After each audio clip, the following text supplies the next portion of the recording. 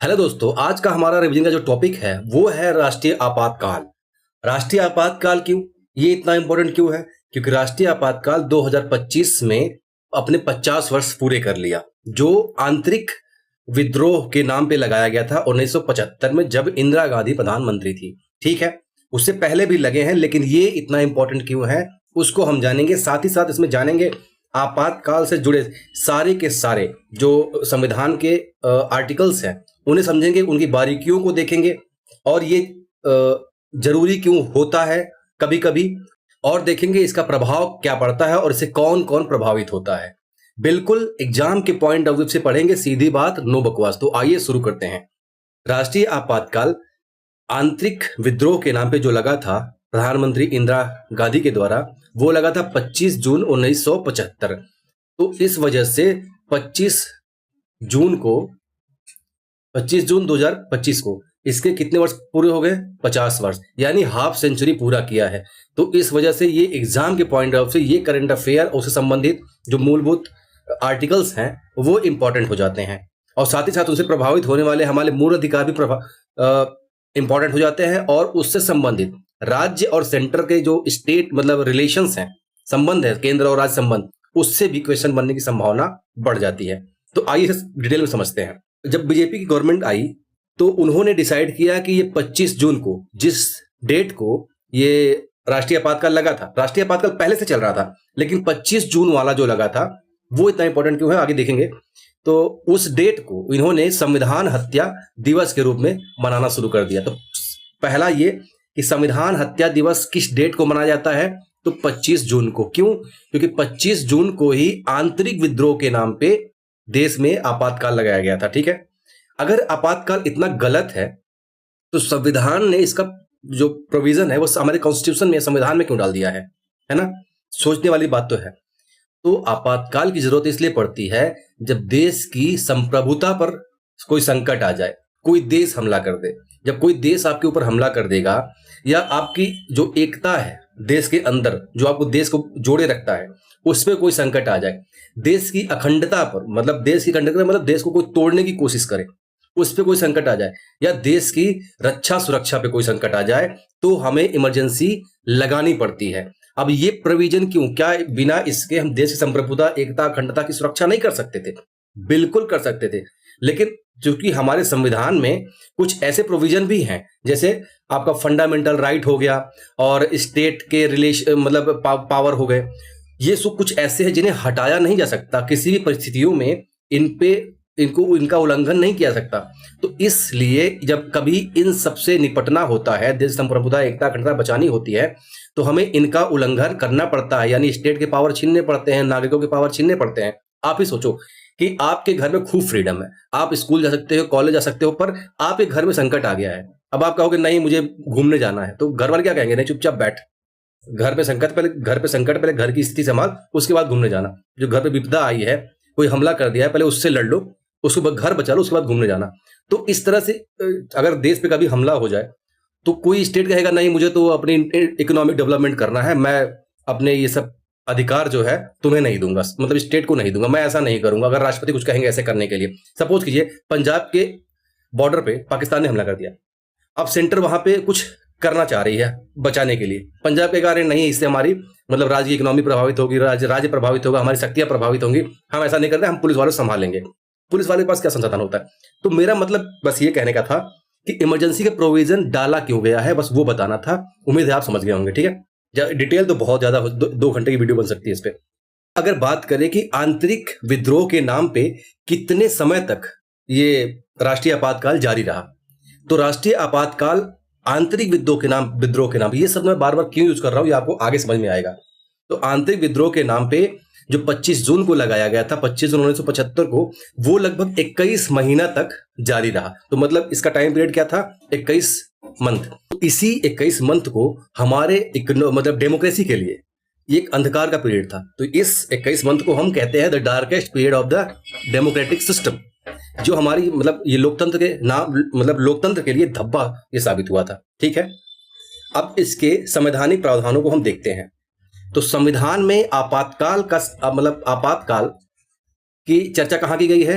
तो संविधान के भाग 12 में, तो ये ध्यान रखना, सॉरी 18 में, पार्ट 18 में हमारे आपातकाल की चर्चा की गई है। पार्ट 18, ये रोमन अंक है, रोमन अंक में लिखा है, एक्स का मतलब है 10, वी का मतलब है 5, बाकी 111। तो संविधान के भाग 18 में राष्ट्रीय आपातकाल की चर्चा की गई है। अनुच्छेद की बात करें तो ये अनुच्छेद 352 से लेके 352 से लेके 360 के बीच राष्ट्रीय आपातकाल की चर्चा की गई है। तो 352 और 3 से लेके 360 अनुच्छेद कहां पाए जाएंगे? संविधान के भाग 18 में। इतना क्लियर? अब देखिए, आपातकाल दो तरह के होते हैं। एक होता है राष्ट्रीय आपातकाल, जो प्रशासन के तौर पे यूज होता है, और एक होता है वित्तीय आपातकाल। ठीक है, वित्तीय आपातकाल भी राष्ट्रीय हो सकता है या फिर किसी क्षेत्र के लिए हो सकता है। ठीक, और ये 352 वाला जो हमारा है, ये है राष्ट्रीय आपातकाल। तो इंदिरा गांधी जी जो लगाई थी आंतरिक विद्रोह के नाम पे, वो आर्टिकल 352 का प्रयोग करी थी, ये आपको ध्यान रखना है। ठीक है, वित्तीय आपातकाल अभी तक हमारे देश में एक बार भी नहीं लगा है, तो ये अच्छी बात है। ठीक है, कि हमारी इकोनॉमी लगभग हमेशा स्थिर रही, या फिर ऐसे लोग चलाते रहे हैं, जो संभालते रहे हैं कि इसकी नौबत नहीं आई। हाँ, 1991 में दिक्कतें आई थी, लेकिन हमारे उस समय के जो वित्त मंत्री, वित्त सचिव थे, या आरबीआई के गवर्नर थे, और जो फाइनेंस मिनिस्टर थे, वो लोग, उन लोगों ने मिलके इकोनॉमी को संभाल लिया। मनमोहन सिंह। 352 राष्ट्रीय आपातकाल, 360 वित्तीय आपातकाल। राष्ट्रीय आपातकाल अभी तक देश में 3 बार लगाए जा चुके हैं। कितनी बार? फैक्चुअल है, कितनी बार लगाया जा चुका है? तो 3 बार। कब कब? एक लगा था 1961 में, पहली बार लगा था राष्ट्रीय आपातकाल 1961 में, इस समय जवाहरलाल नेहरू प्रधानमंत्री थे। फिर लगा था 1971 में, फिर लगा था 1975 में। अगर आप 1971 1975 वाला देखेंगे तो इसका टाइमलाइन लगभग एक है। लगभग एक कैसे है अभी मैं दिखाऊंगा, लेकिन ये अलग अलग हो जाते हैं। तो इस हिसाब से अभी तक राष्ट्रीय आपातकाल 3 बार लगा है। पहली बार क्यों लगाना पड़ा था? क्योंकि हम चाइना से युद्ध लड़ रहे थे। 1962 का युद्ध आपको याद है, जब चाइना हमारे ऊपर अटैक कर दिया था, ये एलएसी वाले पोर्शन पे, line of actual control, line of control नहीं बोल रहा मैं, लाइन ऑफ एक्चुअल कंट्रोल। ठीक है, LAC, ये बॉर्डर किससे सीमा करती है? ये बॉर्डर साझा करती है हमारी चाइना से। LOC, ये हमारा पाकिस्तान है, ये पाकिस्तान से साझा करती है। और LAC और एक है मैकमोहन, LAC, मैकमोहन, ये सब चाइना से है। ठीक है, तो चाइना के साथ हम युद्ध लड़ रहे थे। इस वजह से देश में, अब चूंकि जब हम चाइना से युद्ध लड़ रहे थे उस समय देश में आर्थिक पिछड़ापन बहुत ज्यादा था, है ना, इकोनॉमिक पिछड़ापन था, और औद्योगिक विकास नहीं था, संसाधनों की बहुत कमी थी। तो चूंकि हमें अभी क्या करना था, अब राष्ट्रीय आपातकाल का प्रोविजन क्यों किया गया? आपने देखा अभी हमें अपने देश की सुरक्षा करनी थी, देश की सुरक्षा करनी थी, देश की अखंडता और उसकी संप्रभुता की रक्षा करनी थी। तो बाकी चीजें छोड़ के हमें ये सब बचाना था। तो इस वजह से हमने इमरजेंसी लागू किया।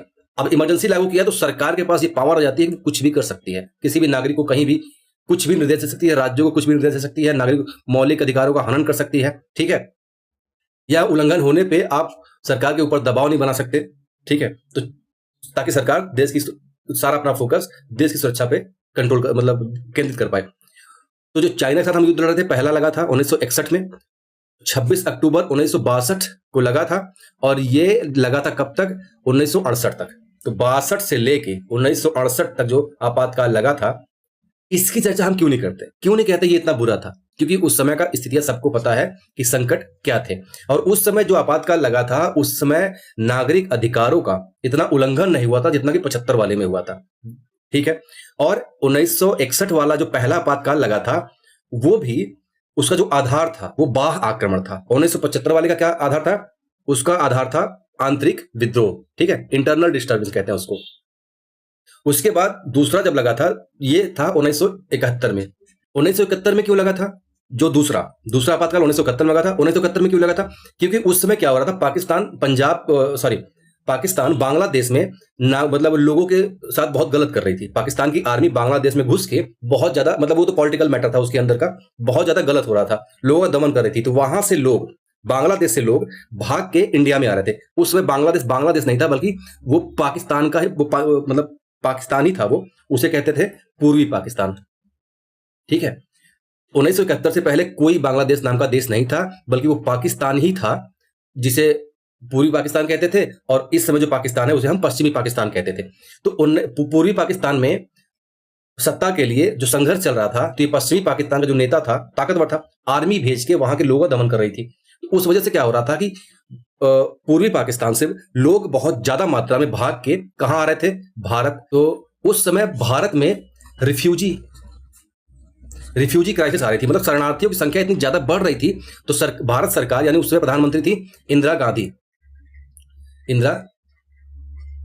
उस समय इंदिरा गांधी ये समझ गई कि अगर इसको रोका नहीं गया तो हमारे भारत में जिस दर से जनसंख्या बढ़ रही है, और उधर से भी पाकिस्तान से भी जिस तरह से जनसंख्या माइग्रेशन हो रहा है, रिफ्यूजी आ रहे हैं, शरणार्थी आ रहे हैं, उससे भारत में बहुत ज्यादा संकट भी, मतलब एक आर्थिक संकट तो हो ही सकता है, लेकिन साथ साथ क्या पता उसमें पाकिस्तान के लोग भी उसी में भाग के आए और देश की सुरक्षा के लिए खतरा बनना शुरू कर दें। अब चूंकि जब तक अगर इसका इलाज नहीं करेंगे, पाकिस्तान हमेशा ऐसा करता रहेगा। मतलब अगर हमारा ये देश है तो हम तो इधर से भी परेशान रहेंगे और इधर से भी परेशान रहेंगे। तो इसका कुछ उपाय करना पड़ेगा। तो इंदिरा गांधी क्या करती हैं, ये बांग्लादेश मुक्ति आंदोलन को सपोर्ट कर देती हैं। और जब ये मतलब बांग्लादेश के जो लोग अलग होना चाह रहे थे, पाकिस्तान से अपना देश बनाना चाह रहे थे, बांग्लादेश बनाना चाह रहे थे, मुक्ति वाहिनी कहते हैं उसको, उसका इंदिरा गांधी सपोर्ट करती है कि हाँ तुम अलग हो जाओ, बस सारा सपोर्ट हम देंगे।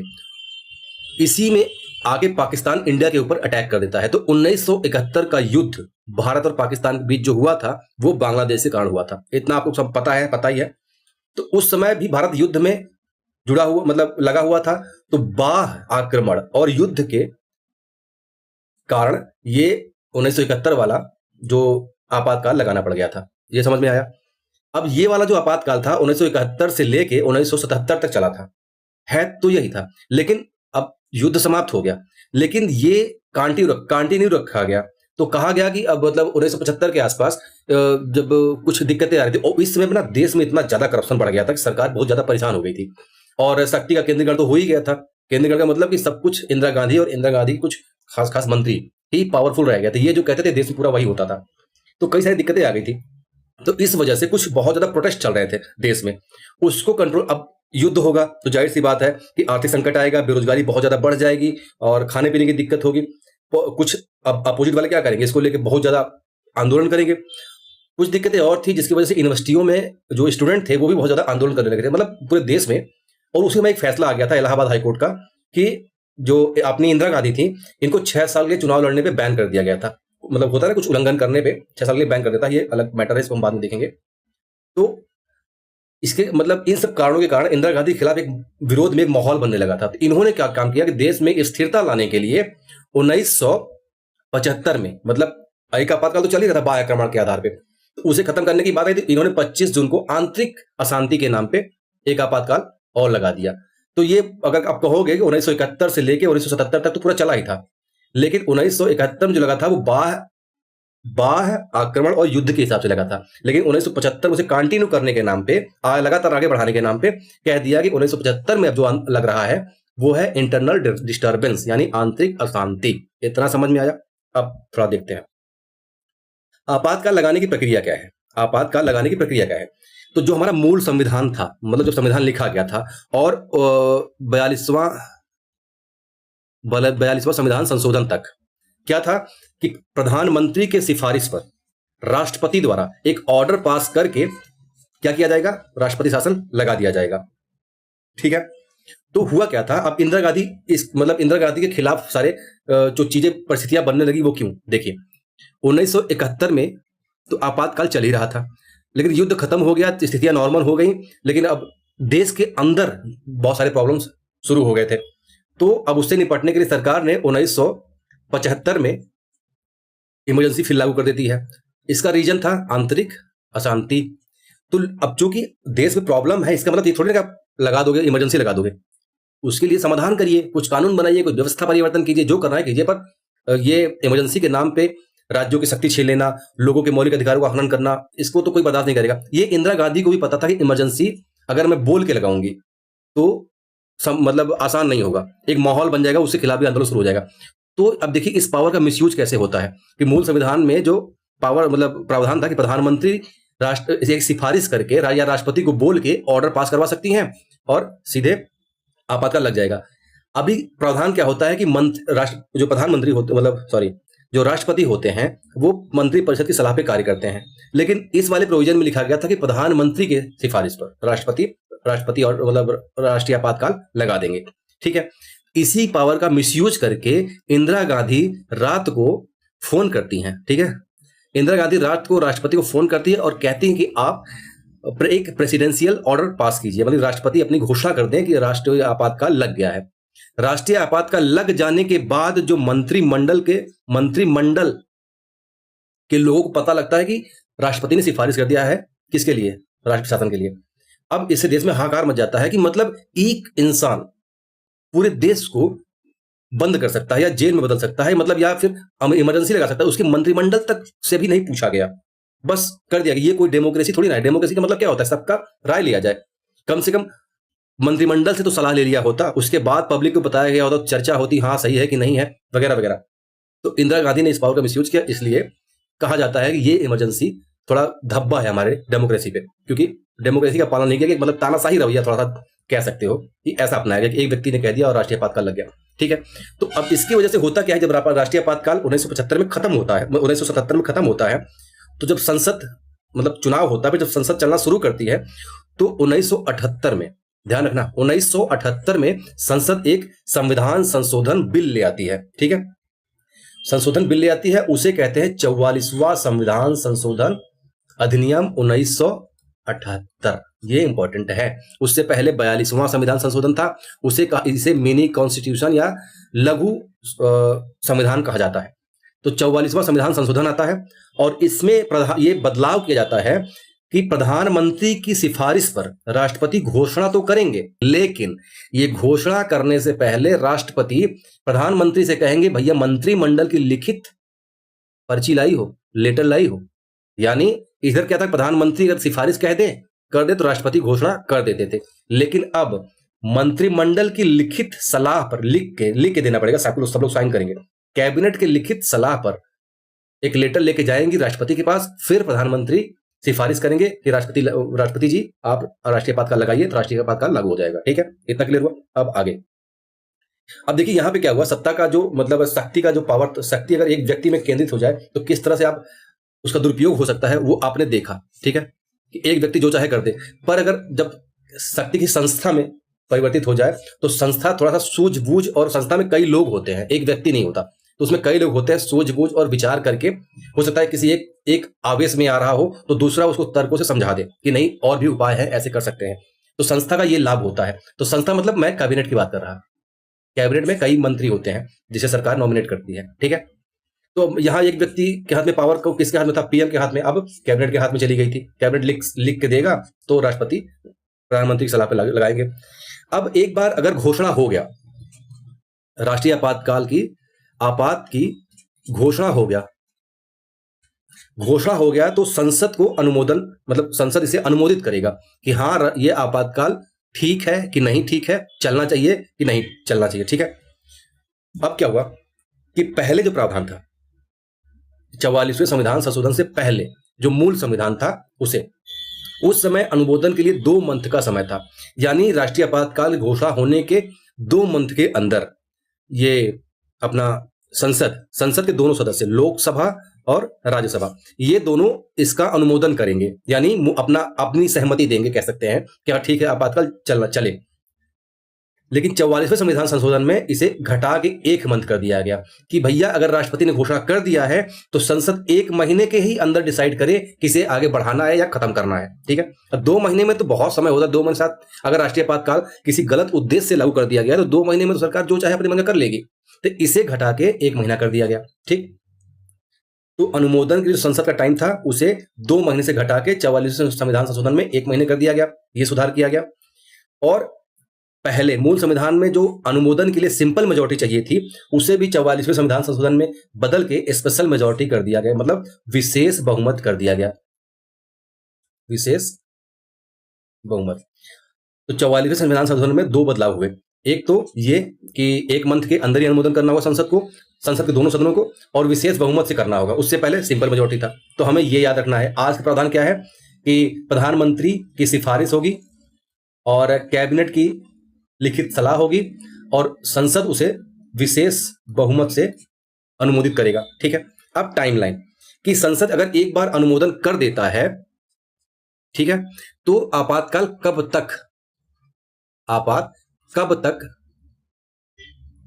कब तक लागू रहेगा। तो अगर संसद एक बार अनुमोदन कर देती है तो प्रत्येक अनुमोदन के बाद राष्ट्रीय आपातकाल 6 महीना तक लगा रहेगा। यानी राष्ट्रपति आप घोषणा करते हैं, ठीक है, और संसद अनुमोदन कर देती है, दोनों सदन मिलके 1 महीने के अंदर इसका अनुमोदन कर देते हैं, तो ये शासन 6 माह तक लगा रहेगा। अब अगर 6 महीने में भी चीजें मतलब नॉर्मल नहीं होती, तब क्या होगा, तो फिर से संसद इसका अनुमोदन करेगी अगले 6 महीने के लिए। क्योंकि अभी क्या मतलब नॉर्मल सिचुएशन में क्या होता है कि संसद जो है वो साल में 2 बार संसद की बैठक अनिवार्य होती है। अभी तो हमारे यहाँ 3 बार बैठती है, एक शीतकालीन मतलब शीतकालीन, ग्रीष्मकालीन और ये मानसून सेशन, 3 बार बैठती है। लेकिन हमारे संविधान में क्या है, कम से कम 2 बार तो होना चाहिए, यानी हर 6 महीने में बैठेगी। तो उस हिसाब से लिखा गया था।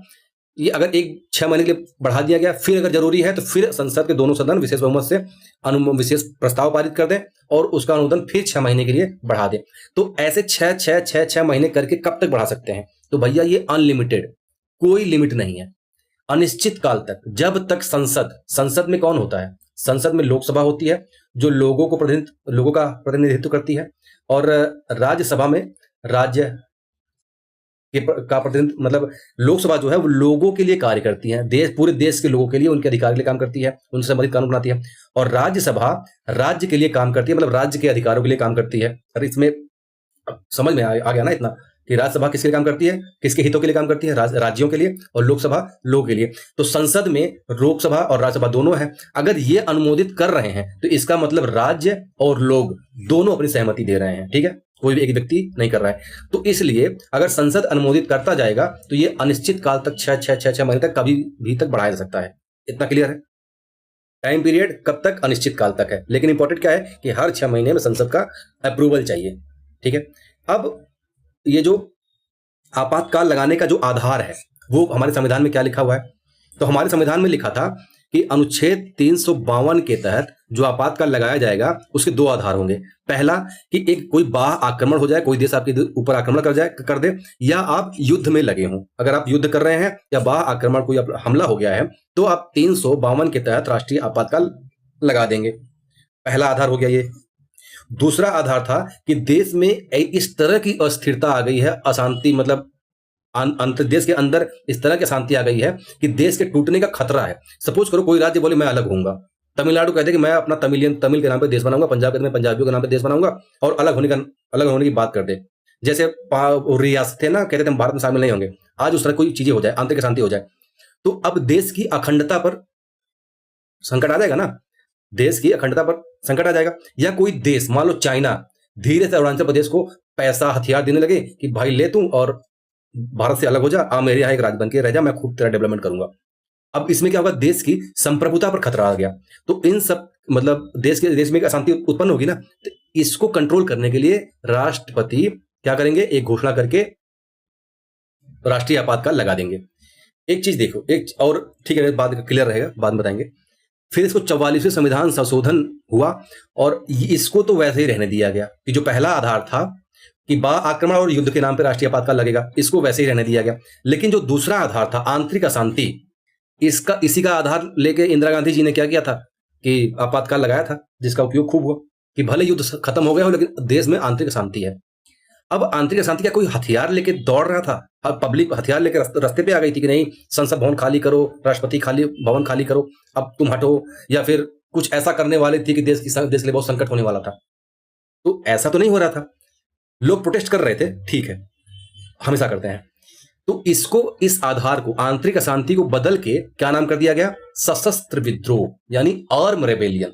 लोग हथियार लेके सड़क पे उतार आए, यहां की सेना विद्रोह कर दे, जिसके पास हथियार है, पुलिस विद्रोह कर दे, या पब्लिक हथियार लेके रोड पे आ जाए, यानी ऐसा विद्रोह जो सशस्त्र हो, हथियारों के साथ हो, तब उसके आधार पे ही आप 352 का उपयोग करके राष्ट्रीय आपातकाल लगा सकते हैं। इतना क्लियर हुआ कि आधार मूल संविधान में, मतलब 1978 से पहले 2 आधार थे, बाह्य आक्रमण, युद्ध और आंतरिक अशांति। लेकिन 44वां संविधान संशोधन हुआ और उसमें आंतरिक अशांति शब्द को हटा के सशस्त्र विद्रोह शब्द का उपयोग कर दिया गया। ठीक है, आगे बढ़े। अब अगर बात करें कि राष्ट्रपति शासन अगर लग तो गया है, संसद ने अनुमोदन कर दिया है, जब तक मन चाहे उसको बढ़ा सकते हैं, लेकिन अगर इसको खत्म करना हो तो खत्म कैसे करेंगे? तो हटाने का जो तरीका था, मूल संविधान की बात कर रहा है, जब संविधान संशोधन नहीं हुआ था, ये अधिकार सिर्फ राष्ट्रपति के पास था। तब भी संसद की इसमें भूमिका बहुत लिमिटेड थी। मतलब अगर संसद भी चाह रही है, कैबिनेट भी चाह रहा है, प्रधानमंत्री भी चाह रहे हैं, तो जाके सीधे राष्ट्रपति से कह देंगे भैया अब एक आप ऑर्डर पास करो और राष्ट्रपति शासन खत्म करो। तो संसद का क्या रोल इसमें, है ना? तो मूल संविधान में ऐसा नहीं था। लेकिन क्या हो कि राष्ट्रपति, मतलब पहले वाले संविधान व्यवस्था बता रहे हैं कि प्रधानमंत्री ने कहा लगा दो, अब प्रधानमंत्री को अपनी ताकत को मजबूत, प्रधानमंत्री ताकतवर बनने के लिए वो राष्ट्रीय आपातकाल हटा ही नहीं रहा है। राष्ट्रपति और प्रधानमंत्री आपस में मिले हुए हैं और आपातकाल नहीं हटा रहे हैं, लेकिन संसद के और लोग जान रहे हैं ये दोनों मिलकर बहुत गलत कर रहे हैं। तब उस समय मूल संविधान में संसद के पास इससे संबंधित कोई ज्यादा महत्वपूर्ण भूमिका नहीं थी। लेकिन 44वां संविधान संशोधन किया गया। क्या किया गया? एक तो ये जो राष्ट्रपति घोषणा करके किसी भी समय आपातकाल खत्म कर सकते हैं, उसको वैसे ही रहने दिया गया।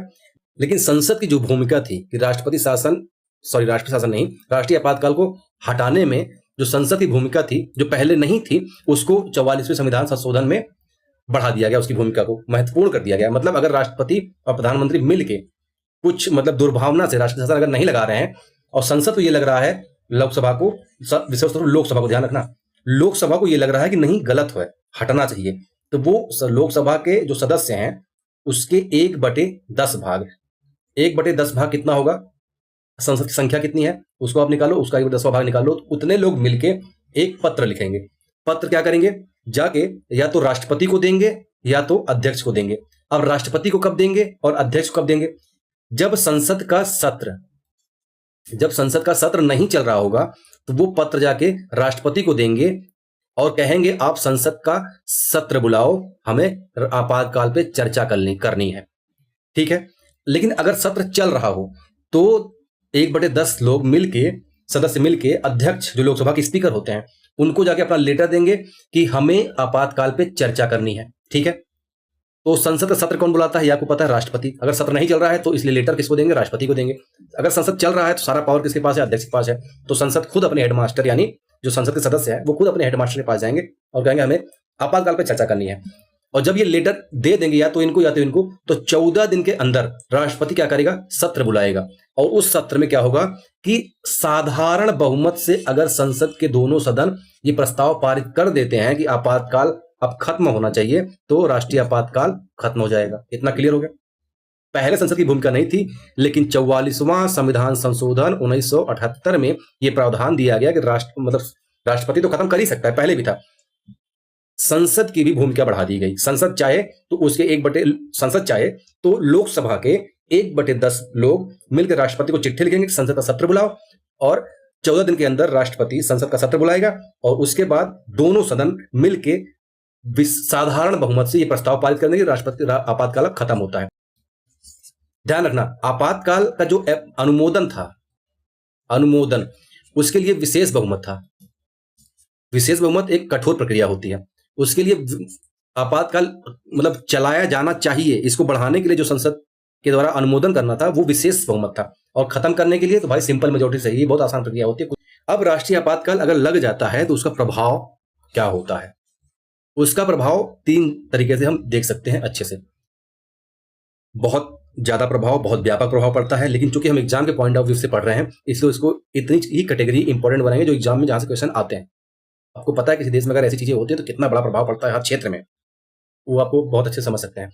तो सबसे पहला प्रभाव हम केंद्र और राज्य के संबंधों पर देखेंगे। उसके बाद अगर लोकसभा ने यहाँ पे होना चाहिए संसद, ठीक है, संसद पे देखेंगे। और संसद के साथ साथ जो ये संसद क्या करती है, ये बनाती है सेंटर में कानून संघीय सूची पे, और उसके साथ साथ विधानसभा पे भी इसका प्रभाव क्या पड़ता है वो भी देखेंगे। उसके साथ नागरिक और यहाँ के निवासी, मैं सब लिख देता हूं, निवासी और लोगों पर कहेंगे तो नागरिक और निवासी दोनों आएंगे। नागरिक कौन होते हैं? जिनके पास भारत की नागरिकता होती है, जो भारत के नागरिक होते हैं। निवासी कौन होता है? जो नागरिक कहीं और का भी है लेकिन भारत में 6 माह से ज्यादा रह रहा हो या रहने की इच्छा रखता हो, उसे क्या कहेंगे? निवासी। बहुत से बाहर के लोग, विदेशी लोग जो भारत के नागरिक नहीं है, रहते ही हैं, उन्हें निवासी कहते हैं। अब आप मूल अधिकार भी पढ़े होंगे, फंडामेंटल राइट, तो उसमें भी आपने देखा होगा कि एक मतलब है तो जितने हैं 32 तक 35 तक, वो तो सबके लिए है, मतलब मूल अधिकार है ही, पर उसमें कितने निवासियों को मिले हैं, कितने नागरिक सिर्फ नागरिकों के लिए हैं। तो कुछ आर्टिकल उसमें हैं जो सिर्फ और सिर्फ नागरिकों के लिए है, निवासियों के लिए नहीं है। यानी मूल अधिकार, वो मूल अधिकार अगर जो नागरिकों को मिले, अगर उनका उल्लंघन होता है तो निवासी सीधे न्यायालय नहीं जा सकता। ठीक है, इतना क्लियर हो। अब देखते हैं कि केंद्र और राज्य के संबंधों पर क्या प्रभाव पड़ता है। तो केंद्र और राज्य संबंधों पर एक कार्यकारी, विधायी और वित्तीय, तीनों शक्तियों पर प्रभाव पड़ता है। कार्यकारी शक्ति का मतलब क्या हुआ, जो सरकार चल रही होती है, ठीक है, जो नियमों, कार्यकारी, कार्यपालिका वो होती है जो संसद द्वारा बनाए गए नियमों कानूनों को लागू करती है, उसे कहते हैं कार्यपालिका। और विधायिका क्या होती है, जो देश को चलाने के लिए नियम कानून बनाती है, उसे कहते हैं विधायिका। ठीक है, न्यायपालिका क्या करती है कि देश में न्याय निर्णय का काम जो करती है उसे कहते हैं न्यायपालिका। तो कार्यपालिका उस समय क्या कर रहा था, मतलब क्या होगा कि केंद्र की शक्ति बहुत ज्यादा बढ़ जाती है, मतलब राज्य की कार्यपालिका की शक्तियां केंद्र में निहित हो जाती हैं। अब केंद्र जो निर्देश देगा राज्य सरकारें वही करेंगी। एक चीज मैं क्लियर करना चाहता हूं कि जैसे राष्ट्रपति शासन में वहां की सरकारें भंग भी हो सकती हैं और नहीं भी हो सकती हैं, लेकिन राज्य मतलब राष्ट्रीय आपात जब लगता है तो इसमें वहां की सरकारें भंग नहीं की जाती, बल्कि वो केंद्र के कंट्रोल में आ जाती हैं। तो उनको क्या करना है, वो ज्यादातर जब जरूरत होगा सेंटर उनको निर्देश देगी। ऐसा नहीं कि उन्हें कार्यकाल को मतलब कार्यभार को रोक दिया जाता है कि तुम कुछ नहीं कर सकते, नहीं, वो सब कुछ करते हैं, सरकारें चलती रहती हैं, लेकिन जो शक्तियां हैं वो केंद्र के नियंत्रण में आ जाएगा। केंद्र जो कहेगा वो रोकना पड़ेगा, केंद्र जो कहेगा वो करना पड़ेगा। ठीक है, ये हो गया। तो ये केंद्र सरकार राज्य सरकार पे अपना कंट्रोल पा लेती है। उसके बाद विधायी शक्तियां क्या होती है, विधायी शक्तियों में भी ऐसा नहीं कि मतलब विधानसभा जो है भंग कर दिया जाता है, ऐसा नहीं है, भंग नहीं किया जाता, बल्कि जो राज्य सूची का विषय है इस पे कानून बनाने का अधिकार किसको है, राज्यसभा को, सॉरी राज्यसभा नहीं, विधानसभा को। ठीक है, विधानसभा किस पे कानून बनाती है, राज्य सूची पर। संसद किस पे कानून बनाती है, संघीय सूची पे। लेकिन जब राष्ट्रीय आपातकाल लागू होता है तो संसद को राज्य सूची पर भी कानून बनाने का अधिकार मिल जाता है। ठीक है, तो ये उसकी विधायी शक्तियां प्रभावित होती हैं इसकी राज्य की। वित्तीय शक्तियों पे क्या प्रभाव पड़ता है, तो भैया जो संवैधानिक वित्तीय बंटवारे हैं, ये क्या हुआ, आप कुछ आर्टिकल पढ़ेंगे कि कौन टैक्स का संग्रहण करेगा और किसमें बांटा जाएगा, किसको कितना दिया जाएगा। उसके बाद आप 280 जानते हैं वित्त आयोग, ये जो वित्त आयोग अपनी सिफारिश करता है कि इतना राज्य को दिया जाएगा, इतना सेंटर रखेगा, ये हो गया। और कुछ जो आर्टिकल्स में है, मूल मतलब संविधान के आर्टिकल शामिल है कि ये जो कर है ये राज्य वसूलेगा और वो अपना रखेगा। तो ये सब चीजें प्रभावित होती हैं। ठीक है, अब इन सब का कंट्रोल कौन करेगा, राष्ट्रपति करेंगे। ठीक है, लेकिन अगर जो संवैधानिक वित्तीय अधिकार है अगर उसमें कोई परिवर्तन या कटाव करना है तो उसके लिए जो संसद की राज्यसभा है उसका अनुमोदन चाहिए। क्यों, क्योंकि राज्यसभा किसके हितों का संरक्षण करती है, राज्यों का। तो अगर जब राष्ट्रीय आपातकाल लागू है और कोई राज्यों का जो वित्तीय अधिकार है वो बदलने हैं या कम करने हैं वित्तीय आपातकाल तक, लेकिन उसके लिए राज्यसभा अनुमोदन देगा और केंद्र सरकार कर सकती है आराम से। ठीक है, तो ये केंद्र और राज्य पे क्या प्रभाव पड़ता है कि केंद्र की शक्तियां किसके अधीन होती है, मतलब सॉरी, राज्य की शक्तियां केंद्र के अधीन हो जाती हैं। यानी अगर हम संघीय व्यवस्था है हमारा, ठीक है, हम संघीय व्यवस्था वाले देश हैं, फेडरल कंट्री हैं, लेकिन आपातकाल में ये हो जाती है एकात्मक व्यवस्था, यानी राज्यों का महत्व घट जाता है, शक्तियां घट जाती है और सेंटर का महत्व बढ़ जाता है। ठीक है, अब देखते हैं कि जब आपातकाल लागू होता है तो संसद और विधानसभा पे क्या प्रभाव पड़ता है। तो संसद का पता है कि कानून किस पे बना सकती है, विधानसभा, मतलब विधानसभा जिस पे कानून बनाती है उसका अधिकार लोकसभा को, मतलब संसद को भी मिल जाता है। लेकिन आपको ये एक चीज पता है कि हर 5 वर्ष पे संसद और ये विधानसभा का, यानी विधानसभा का चुनाव होता है हर 5 वर्ष पे, ये संविधान में लिखा हुआ है, अनिवार्य है। लेकिन अगर आपातकाल लागू है तो चुनाव होंगे ही नहीं, तब क्या हो सकता है, अब 5 वर्ष पूरे हो गए, जैसे कि जब ये 1971 से लेकर 77 तक लगा था, उसमें क्या हुआ था, उसमें क्या होता है, ये प्रावधान है कि अगर वित्तीय आपातकाल नहीं, राष्ट्रीय आपातकाल अगर लगा हुआ है और संसद या फिर मतलब सॉरी संसद नहीं, मैं संसद शब्द यूज नहीं करना चाहिए, बल्कि लोकसभा का कार्य हर साल 5 वर्ष चुनाव होना है और विधानसभा का भी।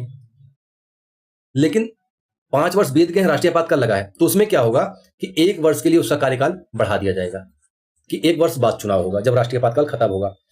ठीक है, तो अगर राष्ट्रीय आपातकाल जब खत्म होता है उसके 6 महीने के भीतर चुनाव हो जाएंगे किसके, लोकसभा के और विधानसभा के।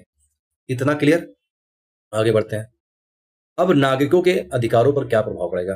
नागरिकों के अधिकार क्या है? सबसे इंपॉर्टेंट है फंडामेंटल राइट्स, ठीक है, मूल अधिकार। मूल अधिकारों पर प्रभाव दो तरीके से पड़ेगा। जब राष्ट्रीय आपातकाल लगा हो तो मूल अधिकारों पर प्रभाव दो तरीके से पड़ेगा। 358 और ये 359। 359 कहता है कि जब राष्ट्रीय आपातकाल लागू होगा तो हमारे वही मूल अधिकार खत्म होंगे जो राष्ट्रपति अपने घोषणा में शामिल करेंगे।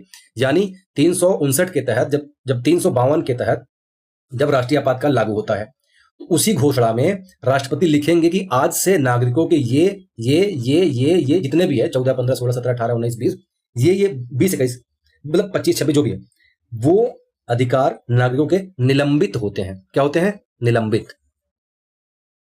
तो 358 में जब राष्ट्रीय आपातकाल लागू होता है तो आर्टिकल 19 जिसमें अभिव्यक्ति की स्वतंत्रता संबंधित 6, कहीं भी आना जाना, कोई भी रोजगार अपना लेना, तो इस तरह की जो अधिकार हैं 19 में वो अपने आप स्वतः ही निलंबित हो जाते हैं। यानी राष्ट्रपति को कहना नहीं पड़ता कि भाई तुम्हारे 19 अधिकार निलंबित हो गए।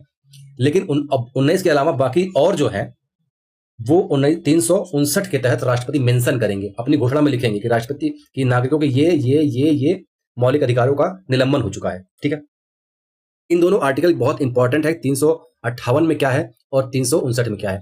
358 के तहत और आर्टिकल 19 स्वतः ही निलंबित होता है। 359 के तहत स्वतः ही निलंबित नहीं होते बाकी, बल्कि राष्ट्रपति को लिखना पड़ता है कि ये या सभी या जो भी उनको करना होता है ये मूल अधिकार निलंबित हो गए हैं।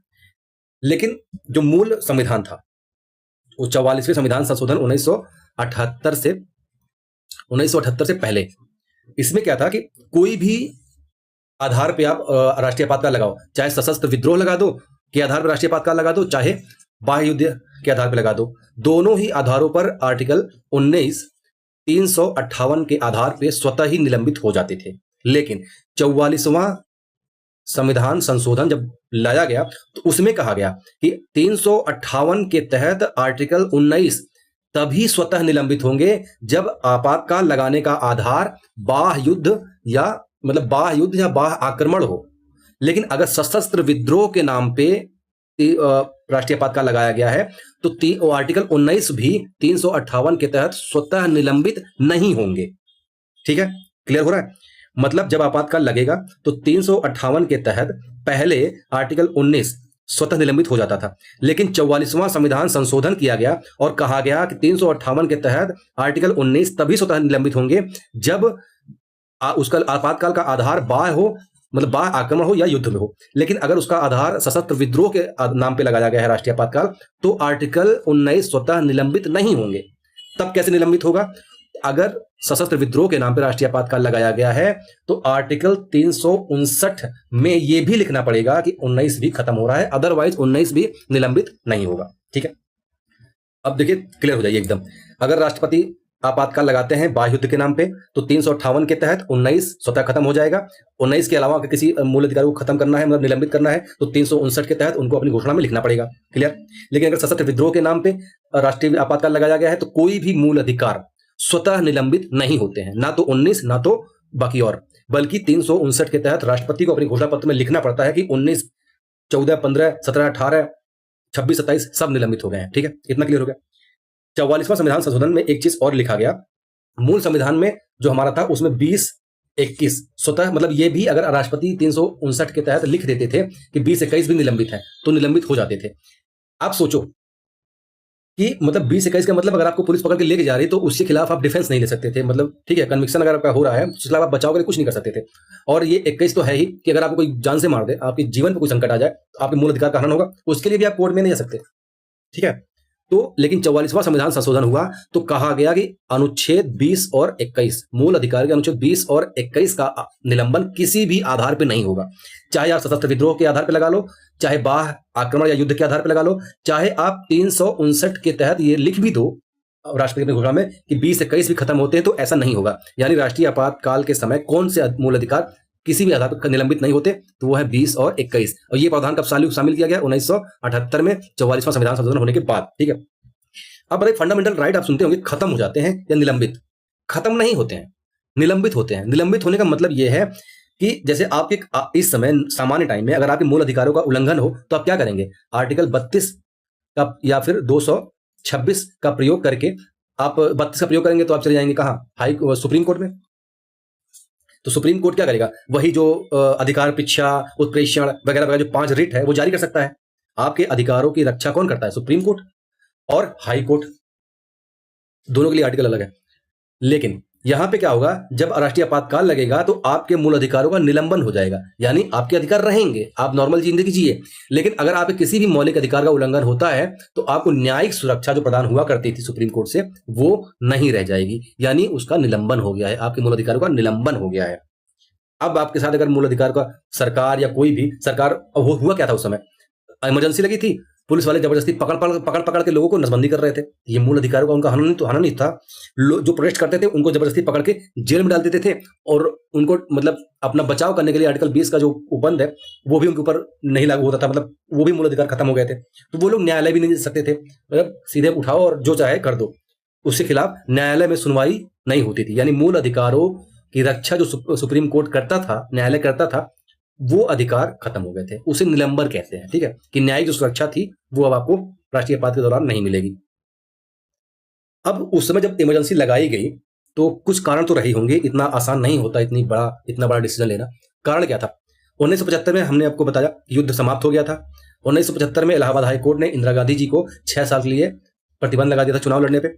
और साथ ही साथ अब सोचिए कि अगर किसी व्यक्ति के ऊपर 6 साल का प्रतिबंध लगा दिया जाए जो प्रधानमंत्री रह चुका हो और इतना सक्रिय प्रधानमंत्री हो कि देश विदेश से लड़ गया हो, मतलब 71 की युद्ध के लिए अपने देश के लिए उन्होंने अमेरिका तक से आंख मिचोली, मतलब आंख दिखा दिया था, अमेरिका तक की बात को मना कर दिया था कि तुम जो होगे अपने आप होगे, हमें पहले अपने देश को बचाना है, यानी हमारे देश में जो आज संकट है उससे बचाना है, तुम्हें जो करना है करो। आप इंदिरा गांधी उसमें सोवियत संघ यानी रसिया भाग के गई, अपना जो भी करना था, जितने भी अंतरराष्ट्रीय व्यवस्था से जो अपना रणनीति अपनानी थी उन्होंने अपनाया।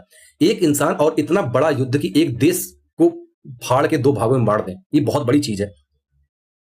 तो कोई इतना बड़ा डिसीजन, इतने बड़े रिस्क और इतनी ज्यादा संघर्ष के बाद उसके ऊपर 6 साल का प्रतिबंध लग जाए और वो आगे प्रधानमंत्री का चुनाव न लड़ पाए तो उसको कैसा लगेगा, है ना? तो एक राजनीतिक स्थिरता तो थी उस समय कि जब 1971 वाला जो लगा था क्या आपातकाल, उस समय कुछ जैसे मूवमेंट भी चल रहे थे, जैसे जयप्रकाश नारायण आंदोलन चल रहा था। जयप्रकाश नारायण के नेतृत्व में संपूर्ण क्रांति नाम का आंदोलन था। तो संपूर्ण क्रांति आंदोलन के लीडर कौन थे? जयप्रकाश नारायण, याद रखने वाली चीज है। और उसी समय गुजरात और बिहार में जो स्टूडेंट प्रोटेस्ट बहुत ज्यादा लेवल पे बढ़ गया था। ठीक है, कब? मैं 1975 की बात कर रहा। और उसी समय रेलवे के जो अधिकारी थे वो भी स्ट्राइक पे बैठ गए थे। किसके नेतृत्व में? जॉर्ज फर्नांडिस, 1974 में। अब इन सब चीजें के कारण देश में बहुत ज्यादा अशांति आ गई थी। जेपी आंदोलन आपको पता है, नारा था सत्ता खाली करो, सिंहासन खाली करो, जनता आती है, यानी संपूर्ण क्रांति। गुजरात में बहुत स्टूडेंट बहुत बड़े लेवल पे प्रोटेस्ट कर रहे थे। रेलवे के कर्मचारी एम्प्लॉय स्ट्राइक कर दिए थे। और अगर रेलवे ठप हो जाने का मतलब ये है कि पूरी देश की इकोनॉमी ठप हो जानी। रेलवे को देश के मतलब इकोनॉमी की रीढ़ की हड्डी मानी जाती है। तो ये बहुत बड़ा मतलब चीजें होने वाली थी, क्योंकि अभी देश 71 का जंग लड़ा है, देश की इकोनॉमी इतनी ज्यादा खराब है। उस समय देश को मजबूती से पकड़ने की जरूरत है, लेकिन क्या हो रहा है? स्ट्राइक हो रहे हैं, आंदोलन हो रहे हैं। ठीक है, मतलब देश बहुत ज्यादा अस्थिर होता जा रहा है। स्थिति थी उस समय, वाकई में स्थिति बहुत बुरी थी। तो सरकार ने क्या काम किया, उसको कुछ नहीं समझ में आया तो सीधे इमरजेंसी लगा के सबको ठीक करना चाहा। और उस समय विश्वास मानिए करप्शन भी बहुत ज्यादा था, मतलब करप्शन सरकारी अफसरों में, मंत्रियों में बहुत ज्यादा करप्शन था। अब देश युद्ध से गुजर के तंगहाली से गुजर रहा हो, ये सब चीजें हो रही हो, तो देश के मुखिया को कैसा लगेगा? और ये सब चीजें थी। अब अगर हिस्ट्री पढ़ेंगे तो आपको समझ में आएगा कि उस समय की स्थिति बहुत बुरी थी। तो कहीं ना कहीं कुछ लोग इसको जस्टिफाई भी करते हैं कि मतलब राष्ट्रपति शासन, मतलब राष्ट्रपति नहीं, राष्ट्रीय आपातकाल लगाना जरूरी हो गया था। लेकिन उनके जो अपोजिट वाले होंगे, बीजेपी वाले, वो हर तरह से कहेंगे गलत है, लेकिन कांग्रेस वाले क्या कहेंगे कि जरूरी हो गया था। तो अब निष्पक्ष अगर किसी का देखें, पढ़ेंगे तो आपको समझ में आएगा कि जरूरी था, कितना जरूरी था, किस हद तक जरूरी नहीं था। ठीक है, दोनों चीजें थी। इकोनॉमिक क्राइसिस भी उस समय आ गया था। युद्ध की वजह से जो इन्फ्लेशन था, महंगाई, वो लगातार बढ़ रही थी। अगर आप देखें, अब आंकड़ा देखें कि 1973 में 23% थी, 1974 में 30% हो गया। इतनी ज्यादा महंगाई लगातार बढ़ रही थी और बेरोजगारी बहुत ज्यादा बढ़ रही थी। करप्शन तो मैंने बताया कि मतलब बहुत ज्यादा, इतना ज्यादा पढ़ा खराब हो गया था, पीएम का मूड हमेशा खराब रहता था कि और उस समय जुडिशियरी के साथ भी कुछ कॉन्फ्लिक्ट हो रहे थे। आपको 73वां संविधान संशोधन याद होगा, 73वां संविधान संशोधन, 73वां नहीं सॉरी, ये 42वां, ठीक है। उसके बाद 44वां 1978 में, 1976 में ये हुआ था 42वां। तो केशवानंद भारती जो केस हुआ था 1973 में, तो अब इसको पढ़ेंगे तो जानेंगे कि मतलब सरकार और न्यायपालिका के बीच कितना मूल अधिकार, वो मूल ढांचे को लेकर कितना क्या विवाद चल रहा था, है ना, कि सरकार के कार्यों को, संसदीय कानूनों को न्यायपालिका पुनरावलोकन यानी समीक्षा कर सकती है, नहीं कर सकती है। तो ताकत की लड़ाई चल रही थी जुडिशियरी और कार्य मतलब सरकार के बीच। उसके बाद एक लैक ऑफ इंटरनल डेमोक्रेसी जो होती है ना, मतलब सरकार, देश के अंदर जो लोकतंत्र की भावना थी वो थोड़ी सी कमजोर पड़ गई थी, यानी कुछ शक्तियां कुछ लोगों के बीच में ही संकेतित हो गई थी। तो इस वजह से जो कुछ कॉन्फ्लिक्ट आ रहे थे सरकार और अन्य समूहों के बीच में, विपक्ष के बीच में, विपक्ष की बात ही नहीं सुनी जाती थी सरकार के द्वारा। तो उस विपक्ष क्या करेगा, आंदोलन करेगा, सरकार को दबाव पड़ेगा, देश में अस्थिरता आएगी। तो ये कई सारी रीजन रहे होंगे। तो ये आप समझ गए कि राष्ट्रीय आपातकाल का जो एग्जाम ओरिएंटेड जो फैक्ट कॉन्सेप्ट थे वो मैंने समझाने की बेहतरीन कोशिश की है। उसके बाद कुछ आपको एडिशनल जानकारी देता हूं। जैसे आपको ये पता है 44वां संविधान संशोधन कब हुआ था, 1978 में। इसमें एक चीज ये किया गया था कि जब राष्ट्रपति मतलब आपातकाल लग गया तो क्या उसका न्यायिक समीक्षा हो सकती है कि न्यायिक मतलब कि जो आपातकाल लगा वो सही था या गलत। तो 1978 से पहले कहा जाता था कि राष्ट्रपति की जो संतुष्टि है, अगर राष्ट्रपति को लगा कि प्रधानमंत्री ने सही कहा है, मतलब आपातकाल जरूरी था, तो उनकी संतुष्टि ही अंतिम थी, मतलब सही है, उसकी कोई जुडिशियल रिव्यू या समीक्षा नहीं होगी, न्यायिक समीक्षा नहीं होगी।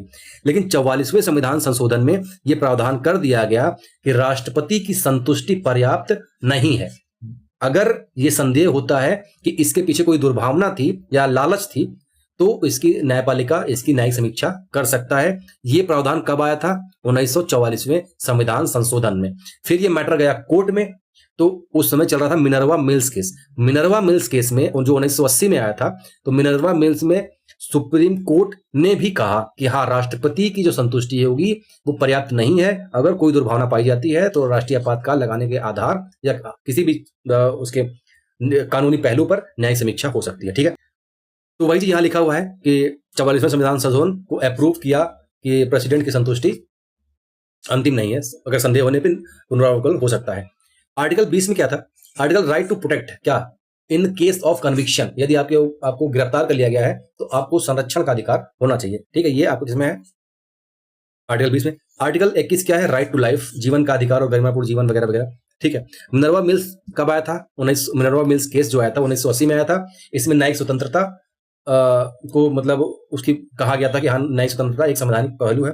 साथ ही साथ न्यायिक समीक्षा को मूलभूत संविधान का ढांचा, मूलभूत ढांचा का सिद्धांत तो आया था केशवानंद भारती। ठीक है, मूलभूत ढांचे का सिद्धांत कब आया था, केशवानंद भारती केस में। ठीक है, लेकिन इसकी जो मतलब क्या कहते हैं कि मिनर्वा मिल्स में इसकी पुष्टि होती है कि हाँ, जो केशवानंद भारती केस में मूलभूत ढांचा सिद्धांत आया था वो संविधान, उसमें न्यायिक समीक्षा एक मूलभूत ढांचा है। ठीक है, मतलब संविधान न्यायपालिका की शक्ति वो मूलभूत ढांचे का सिद्धांत है, उसको संसद भी हटा नहीं सकती। ठीक हो गया, इधर समझ में आ गया। अब थोड़ा सा अंतर ये देखते हैं कि राष्ट्रपति शासन और राष्ट्रीय आपात में क्या थोड़ा सा बेसिक अंतर है। और जैसे राष्ट्रपति शासन को प्रेसिडेंट रूल कहते हैं और उसे कहते हैं राष्ट्रीय आपातकाल, जो 352 वाला लगता है उसे कहते हैं राष्ट्रीय आपात, इसे कहते हैं राष्ट्रपति शासन। इसके जो आर्टिकल्स हैं वो है 356 और एक है 365। तो राष्ट्रपति शासन जो लगाने का आधार है या आर्टिकल है वो कौन कौन से हैं, तो 356 और 365। 356 और 365 के आधार पर किसी राज्य में राष्ट्रपति शासन लगाए जाते हैं। 356 कब लगाया जाएगा, जब इसी 356 को कहते हैं किसी राज्य या किसी क्षेत्र, एक राज्य या दो राज्य या दो से अधिक राज्यों में जब 356 के तहत राष्ट्रपति शासन लगाया जाता है उसे कहा जाता है संवैधानिक आपातकाल। ठीक है, ये राज्यों में लागू होता है।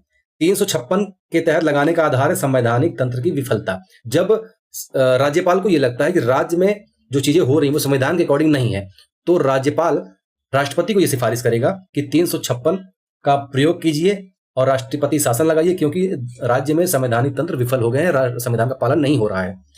ठीक है, तो वो लगा देंगे।